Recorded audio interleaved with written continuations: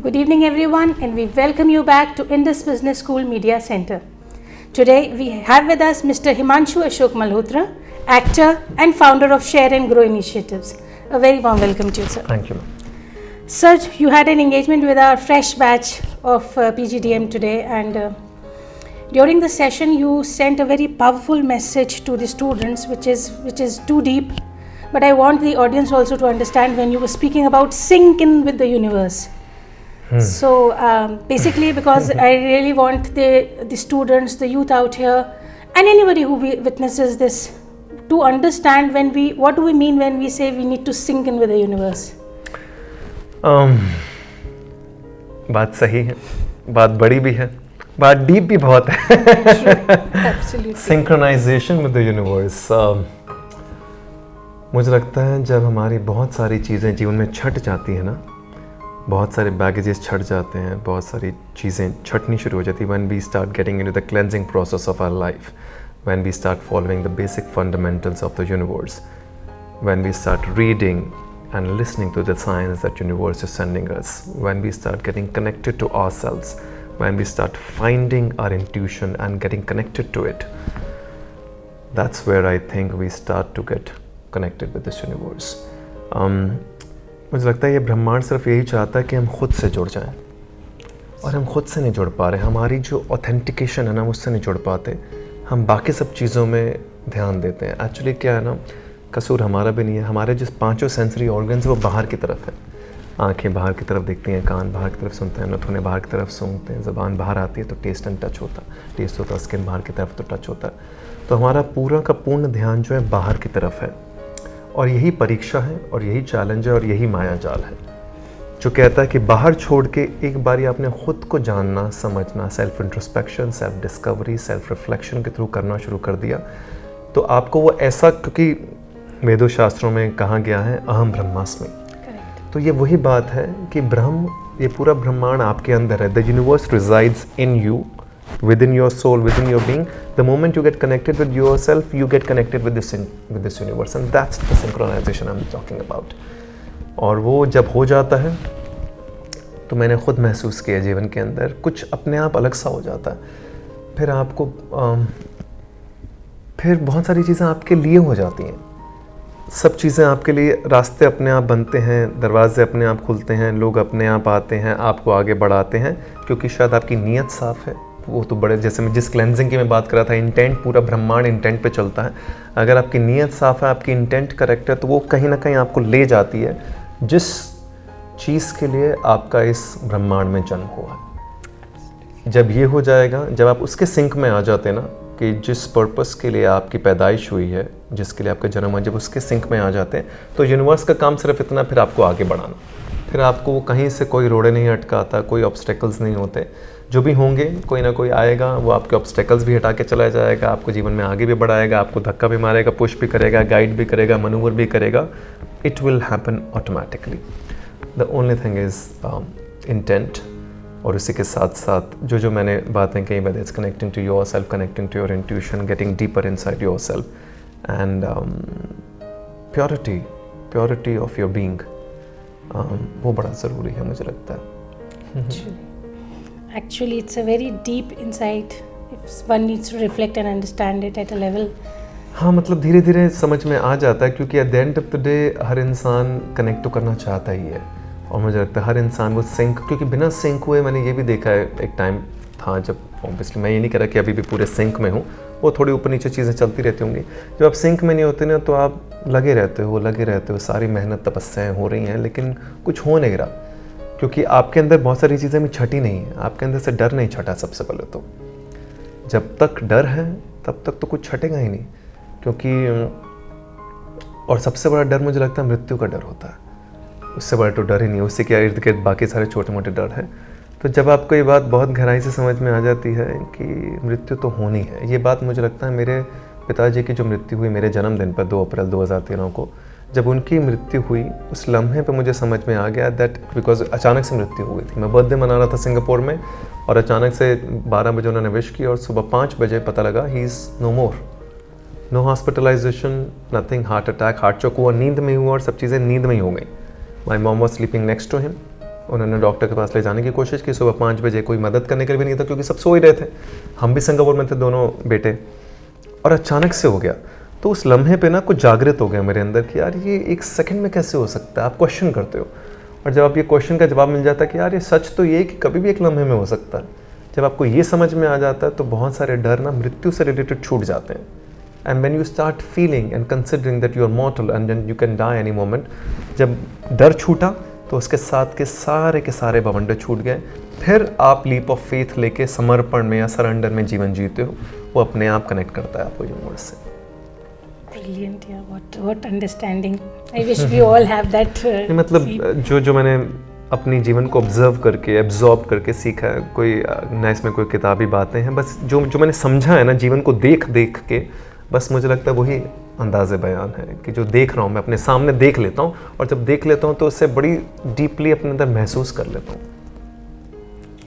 Sir, a second very important aspect you spoke to the students was about the fear of failure.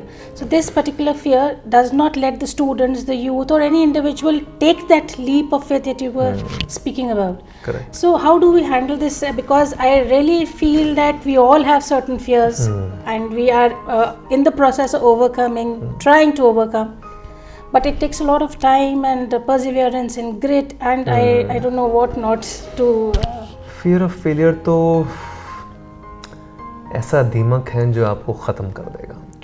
आप कुछ नहीं कर पाओगे। ये मैं अपने जीवन में अपने ख्वाब को, बड़ा अजीज़ ख्वाब था मेरा क्रिकेटर बनने का, देश के लिए खेलने का, मैं नहीं खेल पाया मुझे लगता है, और सिर्फ इस दीमक ने मुझे खोखला कर दिया अंदर ही अंदर। वो क्यों, वो मुझे समझ में भी नहीं आया। मैं छोटा सा ही था, तो मतलब मैं क्रिकेट की बात करूँ, जब मैं 3rd स्टैंडर्ड में था तब से लेकर मैंने ऑलमोस्ट फाइनल ईयर, मतलब मैं 18-19 का हूँगा, तब तक मैं क्रिकेट खेल रहा था।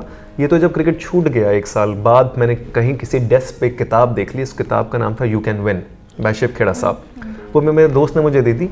वहाँ मैंने पढ़ना शुरू किया तो मुझे समझ में आया कि इसे फियर ऑफ फेलियर कहते हैं। मुझे तो पता ही नहीं था, ना मेरे घर वालों को पता था। उनको समझ में नहीं आती थी कि आप प्रैक्टिस में इतनी अच्छी बैटिंग करता है, सर तारीफ करता है, लेकिन मैच में जाके 0 पे कैसे आउट होके आ जाता है। वो इसलिए क्योंकि मैंने अपने ऊपर एक प्रेशर ले रखा था, जो घर वालों ने भी दे रखा था थोड़ा बहुत, कि यार ये कुछ साल है, अगर कर लिया तो ठीक है, नहीं तो ऑफिस में बैठना पड़ेगा तुम्हें।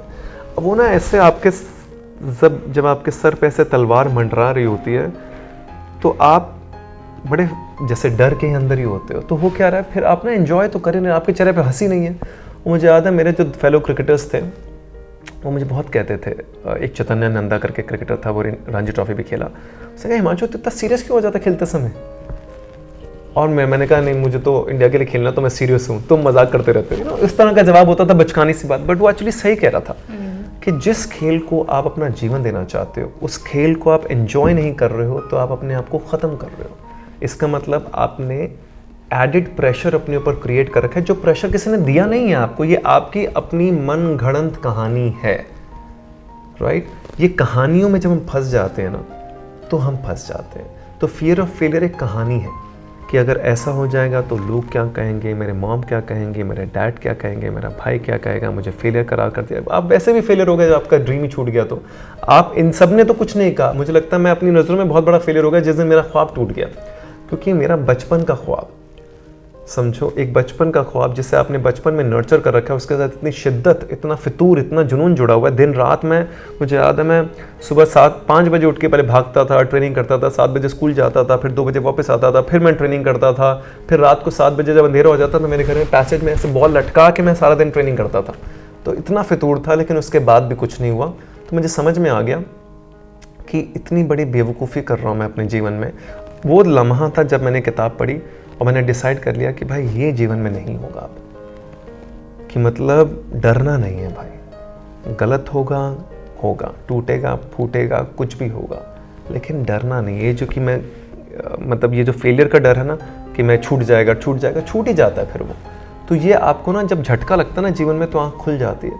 अब यहाँ से 2 चीज़ें होती हैं, या तो झटके से आपकी आँख खुल जाए और जीवन में दोबारा वो हरकत ना करें, ताकि आप अपने जीवन में फिर आगे बढ़ पाएँ। नहीं तो अगर आपने फिर उसको मौका दे दिया, फिर उसको दोबारा वापस आने के लिए दे दिया ना जीवन में, फिर वो आपका पूरा जीवन तबाह कर देगा। फिर आपकी छोटी छोटी चीज़ों में डर आएगा। और ये मुझे लगता है ये डर शायद ना मेरे घर से आया। मेरे डैड का एक समय पे बिज़नेस बड़ा कमाल का था, हम छोटे थे। जब थोड़े बड़े हुए तो अब बिज़नेस है, साइक्लिकल होता है, एक टाइम पे नहीं ठीक था। तो वो शायद थोड़ा घबराते थे चीज़ों से। उनको ये था कि इतना बड़ा सब कुछ बनाया है, कहीं ख़राब ना हो जाए बच्चों के लिए। तो छोटी छोटी चीज़ों में डर होता था कि यार अगर हमें गाड़ी से जा रहे हैं तो अगर ड्राइवर ने गलत रास्ता भी ले लिया गलती से, वहाँ पर ट्रैफिक है, तो फिर पापा डांटते थे, मतलब उसी रास्ते से जाना है जहाँ से हर समय जा रहे हैं, आप समझे। या दरवाज़ा की कुंडी लगानी है तो वो 2 बारी चेक करना है या 3 बारी चेक करना है।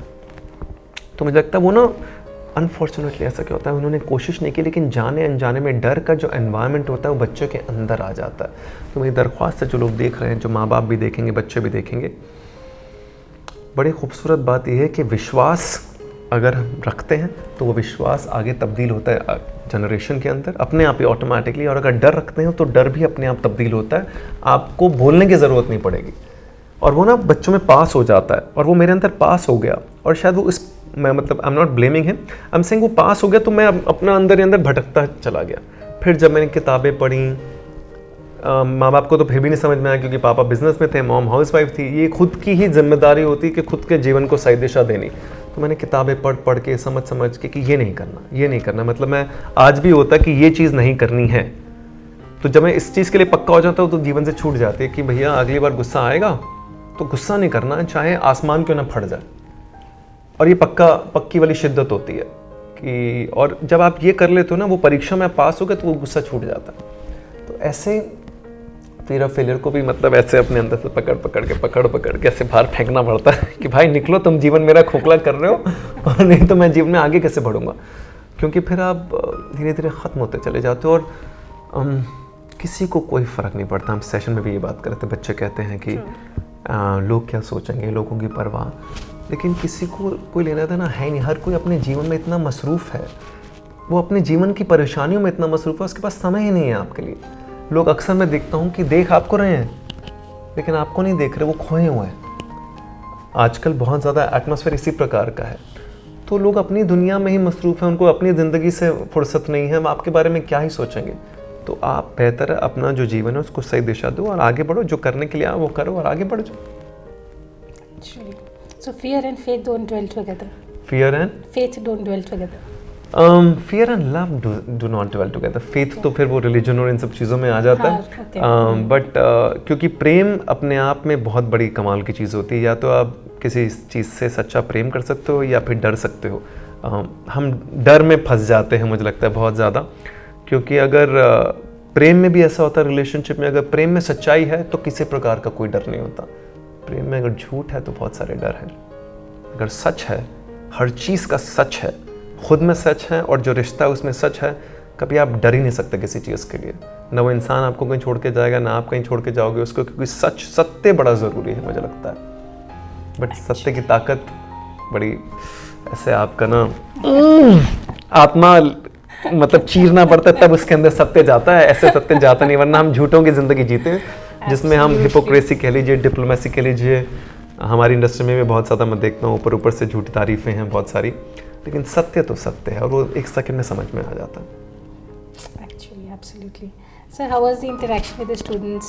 The बड़ा fresh minds? खूबसूरत। छोटे हैं बच्चे अभी मुझे लगता है जीवन में, जितना मैं देख रहा हूँ सहमे हुए भी बहुत सारे हैं और प्रेशर्स में है किसी प्रकार के। मैं देखता हूँ बच्चों को, मुझे बहुत बार डांटा जाता है। मेरी वाइफ ही मुझे कहती हैं कि बच्चा मत कहा करो उनको बट मैं क्या करूँ, मेरे मुँह से ऐसा निकलता है क्योंकि छोटे हैं उम्र में, मैं भी इस उम्र में था। खैर all the students, referring to all the students, थोड़ा सा करेज रखना पड़ेगा। ये सहमेपन को हटाना पड़ता है और ये खुद ही करना पड़ता है। खुद ही कॉम्पिटिशन में पार्टिसिपेट करना पड़ता है, खुद ही अपने आप को मोटिवेट करना पड़ता है, खुद ही इंस्पायर होना पड़ता है, खुद ही आगे बढ़ना पड़ता है, क्योंकि वहाँ से ना जीवन एक नींव रखता है। वो नींव आगे के जीवन में काम आती है कि मतलब आप सहमे रह जाओगे तो आप सहमे ही रह जाओगे, आप डरते ही रह जाओगे। आप कोशिश करोगे कोई आपको हाथ दे, कोई दे भी देगा, लेकिन आप गलती कभी कभी करते हो उसका हाथ भी खींच लेते हो क्योंकि आप खुद इतने डरे हुए होते हैं। डरा इंसान नहीं करता, दूसरे का हाथ भी खींच लेता है जो करेज दे रहा होता है। तो बच्चों को मुझे लगता है अपने आप में थोड़ा सा सहमापन छोड़ के थोड़ा सा बाहर निकलना चाहिए। करेज is a top most quality in any human being. अगर आप में साहस नहीं है तो आप कुछ नहीं कर सकते, क्योंकि डर तो फिर आपको ख़त्म और खर्च कर ही देता है।